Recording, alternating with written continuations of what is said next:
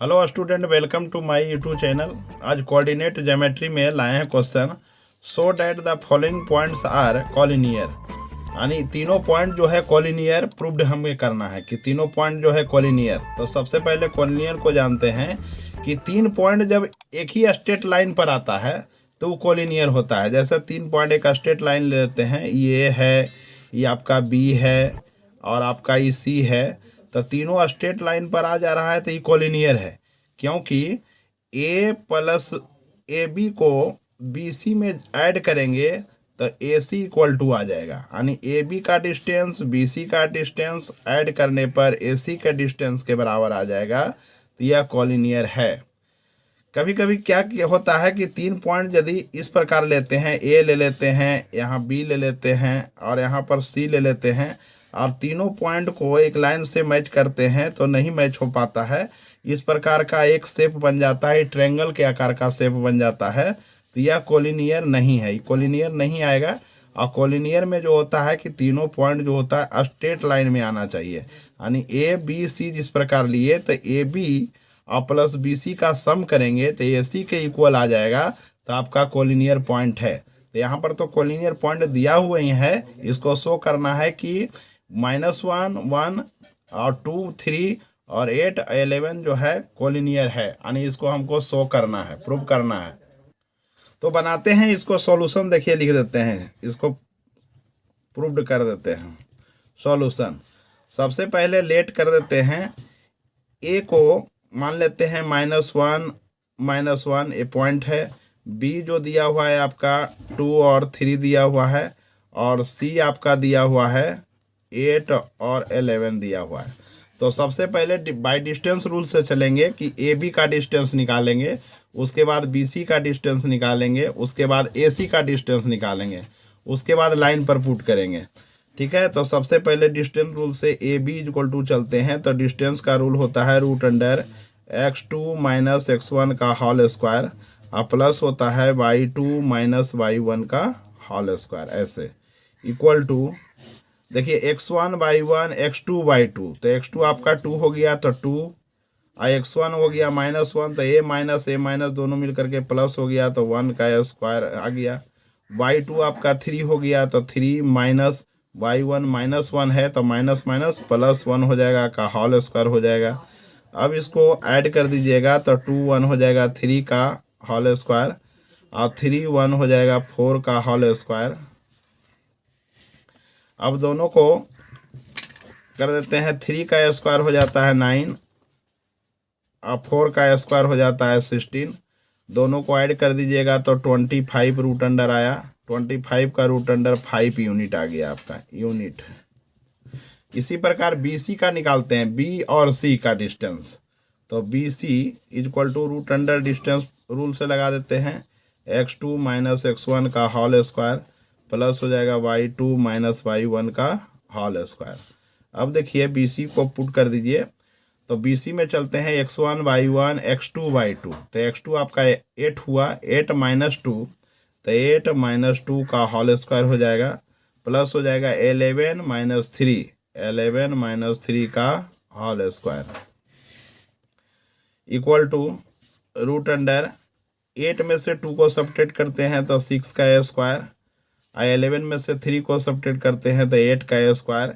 इसको कैलकुलेट कर देते हैं तो 6 का स्क्वायर हो जाएगा 36, 8 का स्क्वायर हो जाएगा 64। दोनों को ऐड कर दीजिएगा तो 100 आ जाएगा, 100 का रूट अंडर आएगा 10 यूनिट, यानी आपका बी सी का डिस्टेंस आ गया 10 यूनिट।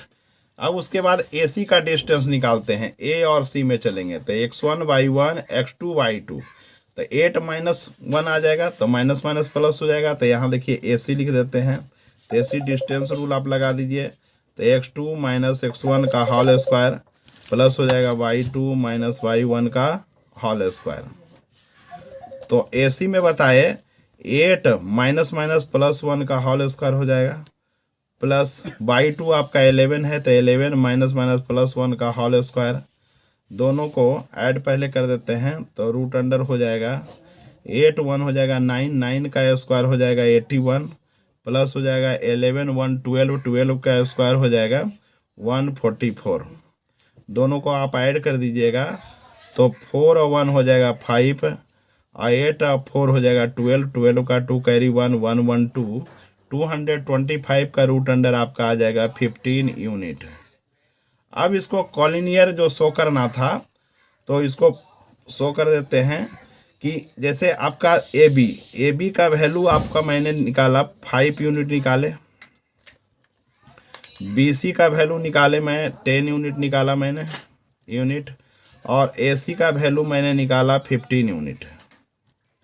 तो देखिए सबसे पहले एक स्ट्रेट लाइन ले लेते हैं, इसका नाम ए, इसका नाम कर देते हैं बी, ठीक है, और इसका नाम कर देते हैं सी। यहाँ पर ध्यान देने की बात है कि ए का वैल्यू मैंने निकाला यहाँ से ए बी जो निकाला, तो ए बी का डिस्टेंस निकाला 5, बी सी का डिस्टेंस मैंने 10 निकाला। तो ए बी और बी सी को ऐड करने से ए सी जो आ जाता है आपका 15 यूनिट आ जाता है। तो ये कॉलिनियर हुआ, कॉलिनियर पॉइंट हो गया, इसो हो गया कि कॉलिनियर पॉइंट। इसे आप लिख सकते हैं A B plus B C is equal to A C, क्योंकि ए बी का वैल्यू आपका 5 यूनिट था, बी सी का वैल्यू आपका 10 यूनिट था, इज इक्वल टू ए सी। दोनों को ऐड करेंगे तब 15 ए सी, तो ए सी का भी वैल्यू आपका 15 है, तो ए सी 15 आ गया। तो ये कॉलिनियर है। कभी कभी बच्चे लोग क्या गलती कर देते हैं कि लाइन को पहले खींच देते हैं, तो लाइन को पहले नहीं खींचना है। सबसे पहले सबका डिस्टेंस रूल से ए बी सी ए सी को निकालना है, और निकालने के बाद लाइन को खींच करके बैठाना है। कभी कभी मान लीजिए कि ए बी आप निकाल रहे हैं, तो ए बी आपका मान लीजिए 15 आ गया, और बी सी आपका मान लीजिए कि 10 आ गया, ठीक है, और ए सी मान लीजिए कि आपका 5 आ गया। तो कॉलिनियर पॉइंट का लाइन जो होगा अलग हो जाएगा। ए बी जो सबसे बड़ा है, तो सबसे बड़ा को आप ए यहाँ दीजिएगा, बी यहाँ दीजिएगा, और बीच में आपका सी देखिए आ जाएगा यहाँ पर। काहे कि ए बी बड़ा है, जो बड़ा रहता है उसको फर्स्ट और लास्ट पॉइंट दिया जाता है, और बाकी छोटा वाला बीच में रहेगा। तो कॉलिनियर पॉइंट जो होगा प्रूव्ड होगा। काहे कि देखिए यहाँ पर ए बी मैंने मान लिया, इसको माना, ये तो बन गया आपका, प्रूव्ड हो गया। यहाँ पर तो प्रूव्ड आपका क्वेश्चन ही हो गया था, लेकिन इसको हमने अलग से बता रखा है कि कभी कभी बच्चे लोग क्या गलती कर देते हैं कि पहले लाइन खींच देते हैं उसके बाद बनाते हैं। तो लाइन को खींचना नहीं है, पहले ए बी सी ए सी को फाइंड करना है, और जो बड़ा आएगा उसको बड़ा में रखना है, छोटा वाला छोटा। देखिए ए बी को मैंने मान लीजिए 15 यूनिट है, बी सी 10 यूनिट है, ए सी 5 यूनिट है। तो देखिए ए सी को 5 लिख देते हैं, बी सी को 10 यूनिट लिख देते हैं। तो ए बी जो ऐड करेंगे तो देखिए आपका 15 यूनिट आ जाएगा। तो मेरा कहने का तात्पर्य हुआ कि जो सबसे बड़ा आएगा उसको आप लास्ट पर फर्स्ट रखिएगा, और जो छोटा छोटा आएगा उसको बीच में, ताकि ए सी और बी सी को ऐड करने से ए बी के इक्वल आ जाए। तो यहाँ पर मैंने ए बी और बी सी को ऐड किया, तो ए सी के इक्वल आ गया कि ए सी क्योंकि 15 यूनिट था सबसे बड़ा, था ए फर्स्ट पॉइंट और सी को लास्ट पॉइंट, ठीक है। इसी प्रकार आपसे गलती नहीं होगी। ये तो आपको हम बताए, रफ करके बताए, आपका प्रूव्ड तो आंसर यही था, ठीक है। हमारे चैनल पर यदि नए हैं तो सब्सक्राइब कर दीजिएगा। इस वीडियो को ज़्यादा से ज़्यादा अपने दोस्तों में शेयर कीजिए, आप ज़्यादा से ज़्यादा लाइक कीजिए। आपका लाइक ही हमें वीडियो बनाने के लिए मोटिवेट करता है। Thank you. नेक्स्ट वीडियो में हम मिलते हैं नए क्वेश्चन के साथ।